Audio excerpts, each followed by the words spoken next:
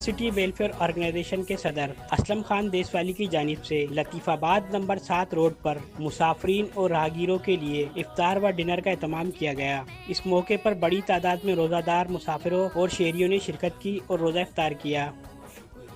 Road پہ جو افطار کا سلسلہ ہے یہ گزشتہ 12 سالوں سے یہاں پہ افطار ہوتی ہے، پورے 30 دن 29 دن 30 دن یہاں افطار ہوتی ہے اور سائلنٹ افطار ہوتی ہے۔ یہاں پہ ہم کوئی اس کی پبلسٹی نہیں کرتے۔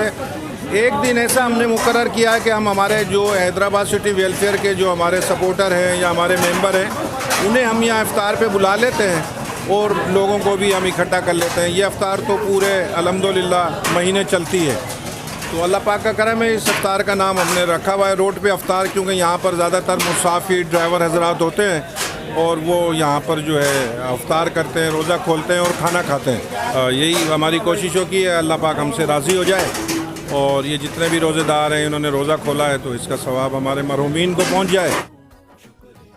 افطار دسترخوان پر کھجور، فروٹ، شربت اور دیگر اشیاء کا اہتمام کیا گیا، جبکہ بعد ازاں مہمانوں کو ڈنر بھی پیش کیا گیا۔ اسلم خان دیسوالی کا کہنا تھا کہ رمضان المبارک میں مسافروں اور مستحق افراد کی خدمت کرنا باعث سعادت ہے۔ اسی جذبے کے تحت یہ افطار دسترخوان لگایا جاتا ہے تاکہ سفر میں موجود روزہ داروں کو بروقت افطار کی سہولت میسر آ سکے۔ انہوں نے کہا کہ حیدرآباد سٹی ویلفیئر کی جانب سے فلاحی سرگرمیاں جاری رہیں گی اور آئندہ بھی مستحق افراد کی مدد کے لیے ایسے ہی اقدامات کیے جائیں گے۔ کیمرہ ٹیم کے ہمراہ زاہد غوری، وطن نیوز، حیدرآباد۔